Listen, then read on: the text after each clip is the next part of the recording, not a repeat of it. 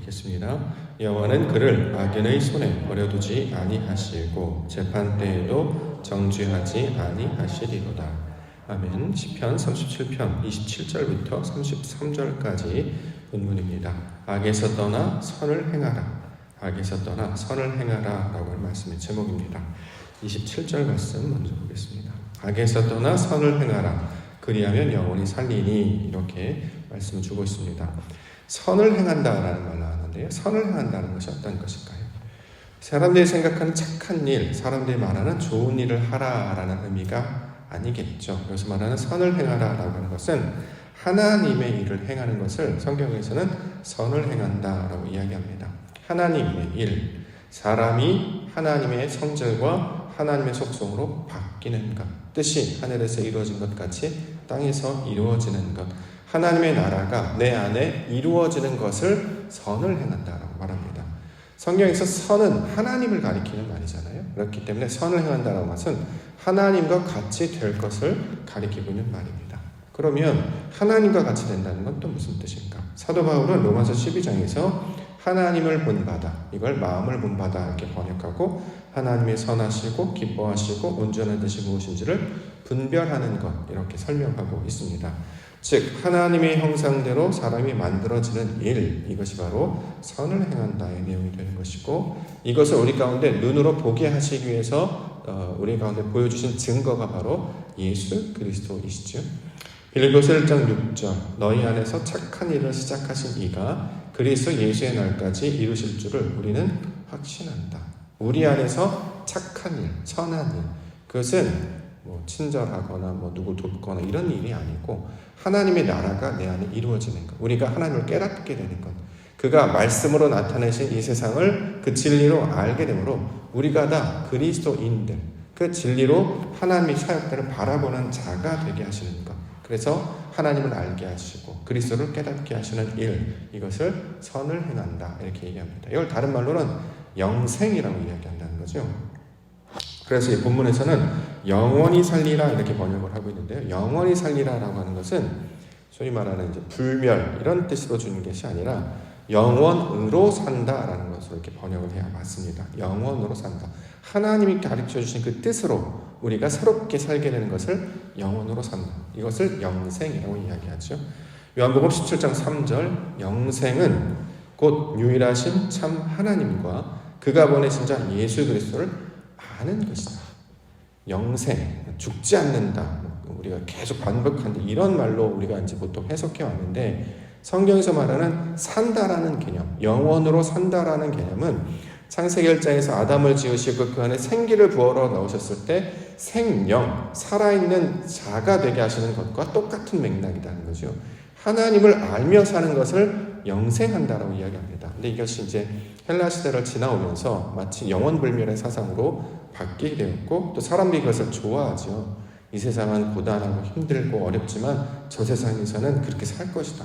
저 세상의 일들은 사람이 알 수 없습니다. 사실은 성경으로 준 것만 우리가 이제 확인할 수 있는데 그 성경으로 준 사실은 뭐냐면 저 세상에 될 일을 지금 가르쳐 주시는 거예요. 너희가 지금 이런 일을 해야 그곳에서 그런 일이 있을 줄 알게 되겠죠.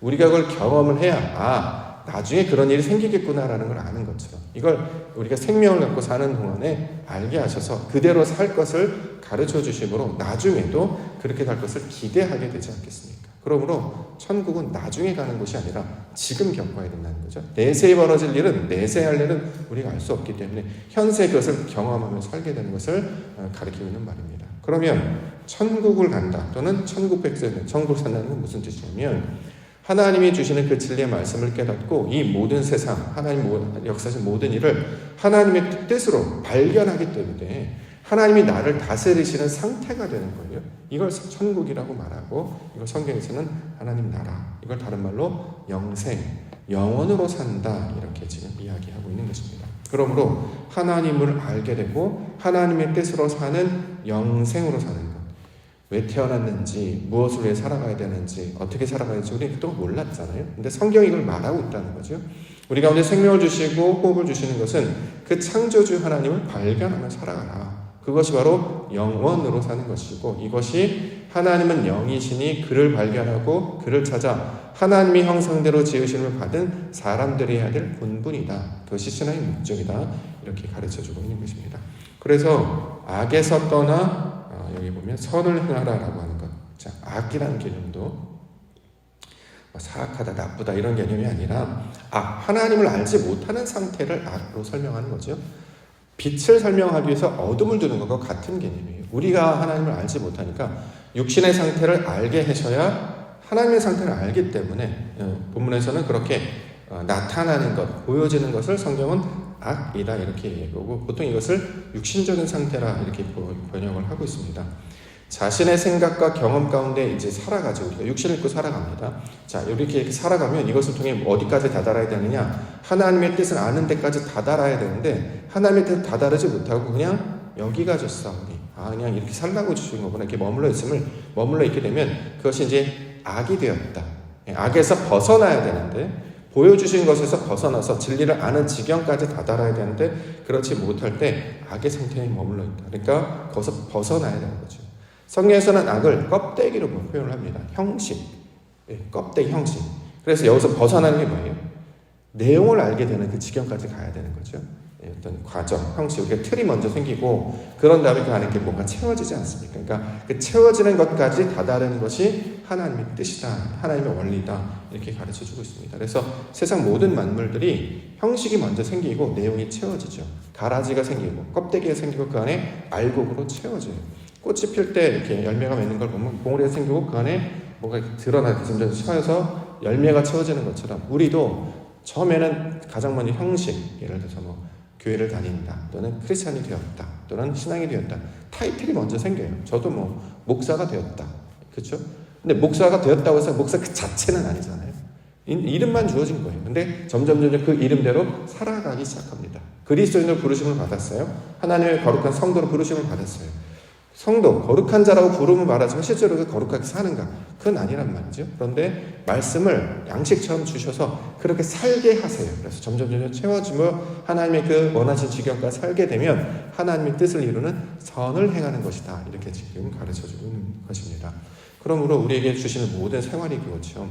어렸을 때 아이로 태어났다가 나중에 이제 나이가 차기까지 이 인생들을 통해 경험할 수 있는 것은 창조주 하나님을 어렸을 땐 잘 알지 못하다가 이제 철이 들고 점점 시간이 지나면 점점 이게 바로 인생이구나, 이게 바로 삶이구나, 이게 바로 하나님의 뜻이구나 알게 되면 이것이 하나님의 목적이 되는 것이다 라는 거죠. 그래서 그것을 깨닫게 되면 그때부터는 똑같이 인생을 살아가는데 관점이 바뀌고 방향이 바뀌기 때문에 가치를 새롭게 부여하게 됩니다. 이렇게 전혀 무의미한 삶으로 살다가 바로 인생이 이런 것이었구나, 하나님이 이렇게 하려고 우리에게 주셨구나 라고 하는 것을 성경에서 뭐라고 하느냐, 이름이라고 부릅니다. 아담에게 하나님께서 뭘 보여주셨어요? 이 아담이 뭐예요? 이름을 붙이잖아요. 그렇죠? 이름을 붙인다는 건 호칭을 말하는 게 아니라 그 성질이 무엇인지, 이게 바로 속뜻이 이것이구나. 그래서 이름을 붙이게 되면 이것을 다른 말로 진리라고 부릅니다. 하나님의 뜻을 알게 되어서 내가 그 하나님의 뜻을 이룬 그 깨닫는 그 지경까지 다다르게 되는 것, 이것을 성경에서 살았다, 영원히 산다 이렇게 말씀하고 있는 것이죠. 그러면 영원으로 살게 될 것이다. 이걸 누가 하느냐? 하나님이 하신다는 것이죠. 껍데기의 상태에서 내용의 상태로, 형식의 상태에서 그 의미의 상태로, 땅에 있는 상태에서 하늘의 상태로 바꾸는 일을 누가 하느냐? 하나님이 하실 것인데 그렇게 살게 되면 영원으로 살게 되는 것이다. 지금 이렇게 말씀하고 있는 것입니다. 28절 여호와께서 정의를 사랑하시고 그의 성도를 버리지 아니하심이로다. 그들은 영원히 보호를 받으나 악인의 자손은 끊어지리로다. 성경의 단어들을 보시면 단어를 이렇게 툭툭툭툭 던져놨습니다. 그러니까 이게 모음도 없어요. 그러니까 자음만 툭툭툭 던져놨고 이게 붙여서 있기 때문에 이게 무슨 뜻인지 모르니까 사람들이 이걸 나중에 잘라서 몸도 붙이고 의미도 이제 붙여요. 근데 말이 안 되거든요. 우리말로는 뭔 말인지 이해가 안 되니까 그걸 자꾸 우리식으로 자꾸 이렇게 번역하려고 이제 시도들을 해요. 말은 되는데 무슨 뜻인지 알지 못하게 되는 게 이제 성경 번역이나 해석할 때 나타나는 그 오류입니다. 그래서 그 의미를 단어 그 자체로 그냥 받는 훈련들, 그냥 우리가 이해하는 그 자체로 머리에서 이렇게 번역이나 해석을 이렇게 거치지 않고 그 단어 자체로 우리가 받는 연습들을 해야 되는데 대표적인 본문이 28절의 내용입니다. 여호와께서 정의를 사랑하시고 성도를 버리지 아니하셨다. 이건 이제 우리식대로 번역하는 것이고, 원문을 보시면 여호와는 사랑, 여호와는 정의 이렇게 되어 있습니다. 무슨 뜻이냐면 사랑으로 나타나시고 정의로 나타나시고, 하나님이 어떤 분인지 우리가 모르잖아요. 눈에 보이지 않기 때문에 그걸 우리에게 보이는 것으로 나타내 주셨어요. 대표적인 것이 사랑. 그래서 그 중에 제일은 사랑이라고 하는 것은 사랑이라는 감정이나 경험을 말하는 게 아니라 하나님이 나타남, 영광을 가리키는 말이죠. 정의로 하나님의 속성을 나타내 보여주시는 거예요. 사랑이나 정의는 그가 가진 속성 아닙니까? 하나님이 사랑이시고 하나님이 정의이시죠. 그렇게 우리를 나타내셔서 보여주시겠다라는 것입니다. 자, 이것을 본문에서 설명합니다. 그의 성도를 버리지 아니한다. 자, 이 다윗의 시를 계속해서 설명하고 있는데, 다윗의 시라고 하는 것을 우리가 문학작품으로 보는 것이 아니라 다비드라는 이름이었죠.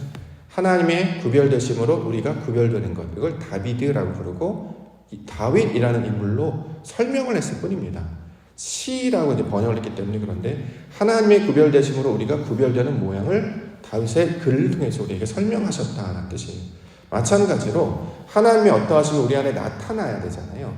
그래서 그것을 사랑으로 나타나시고 정의라는 것으로 나타나시고, 이걸 번역을 하니까 정의지 원문을 보면 열매라는 뜻을 가지고 있습니다.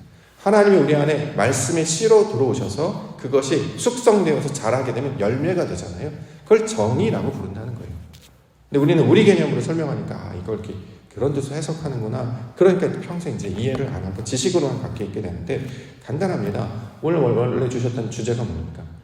악에서 떠나 우리에게 선을 행하는 하나님의 뜻이 내 안에 맺혀지는 그 사건을 이야기하고 있는 것이기 때문에 창세기 1장 1장에서 말하는 그 내용을 계속해서 설명하고 있는 내용이 되기 때문에 그 전제를 갖고 있으면 해석할 때도 어렵지 않게 된다는 거죠. 자, 이 사건과 내용을 통해서 하나님이 우리 안에 하나님의 어떠하심, 하나님의 속성, 하나님의 성문을 나타내셔서 우리의 속사람을 변화시키는 일을 그분께서 하실 것이다. 우리 가운데 설명해 주고 있는 내용이 이 본문의 내용입니다. 그렇기 때문에 영원으로 보호를 받고 악인의 자손은 끊어진다.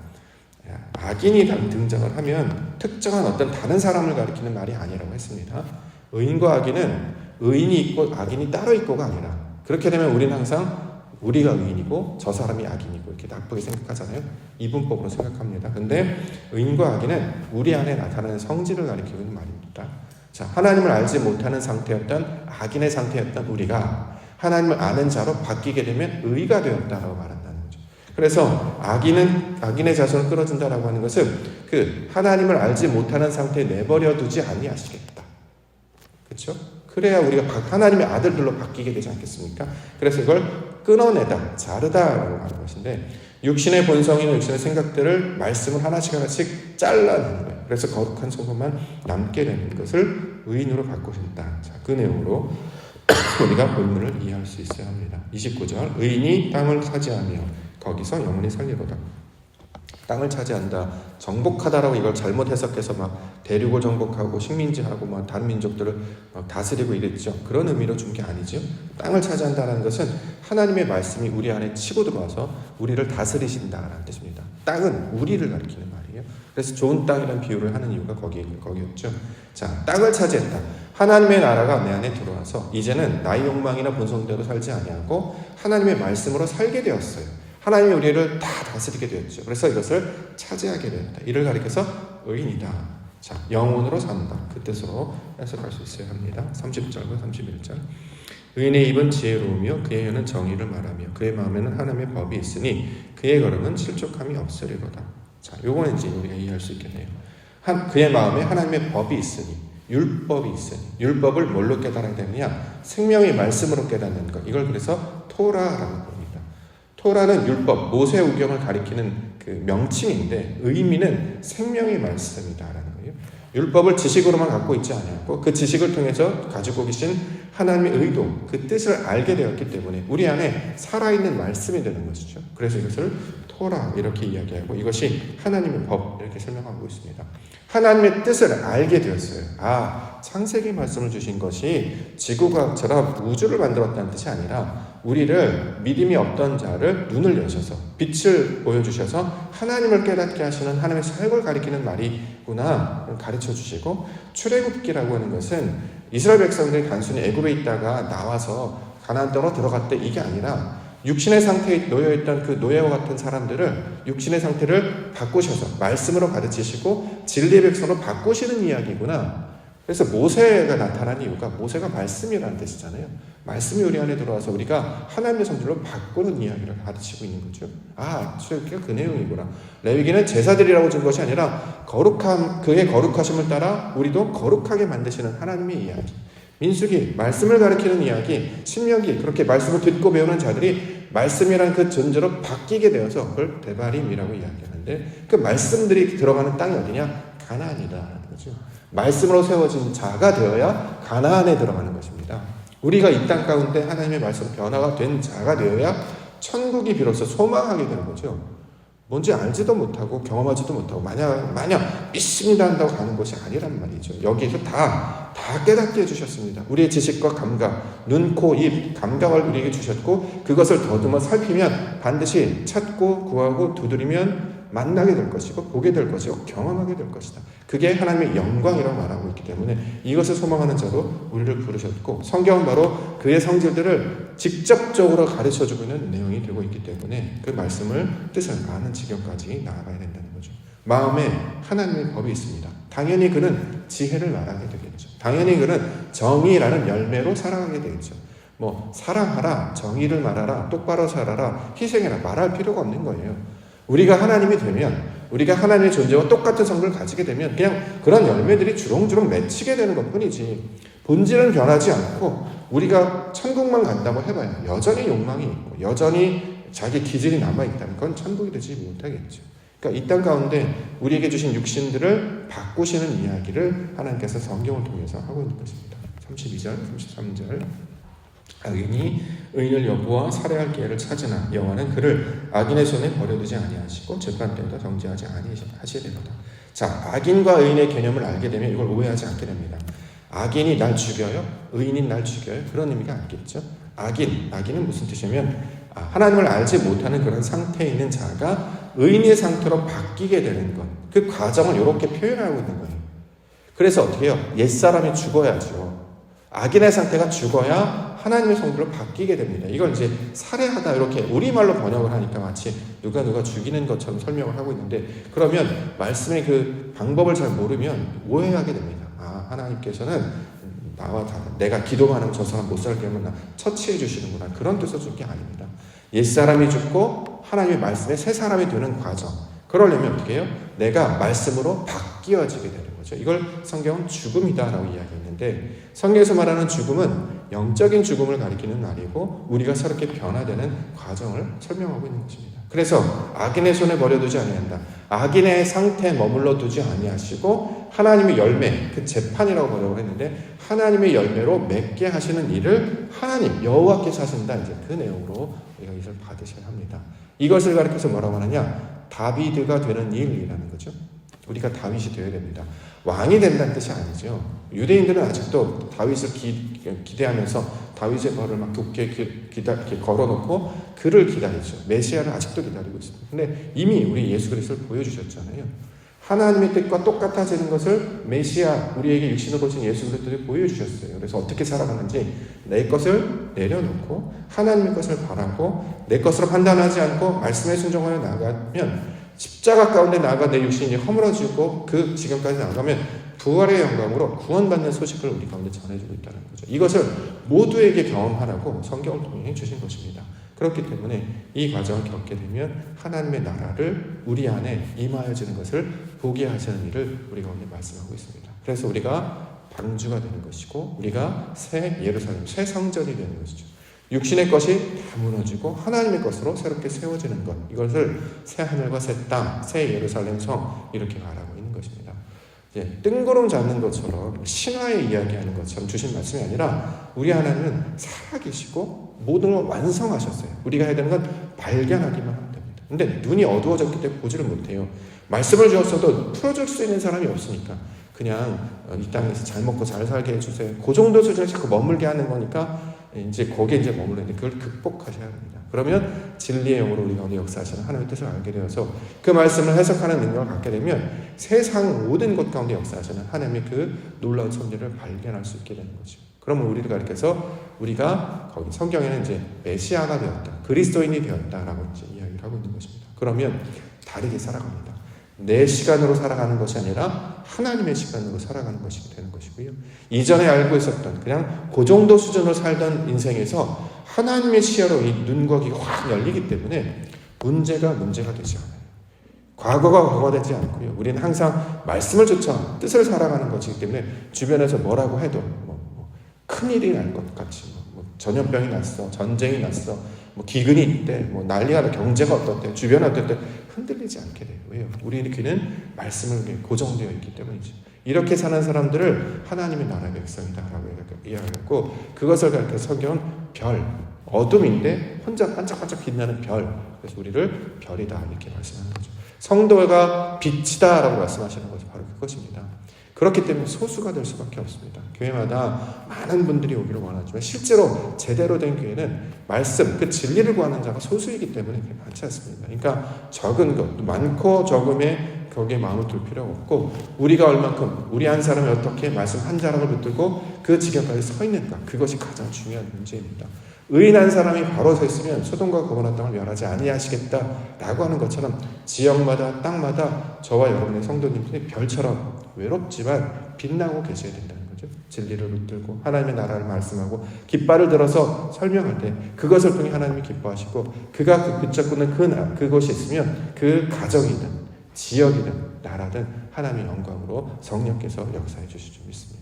그 사명으로, 그 기쁨으로, 그 감사로 오늘도 주의 말씀과 진리 가운데 동행하며 나아가시는 믿음의 날 되시기를 주님의 이름으로 축원합니다.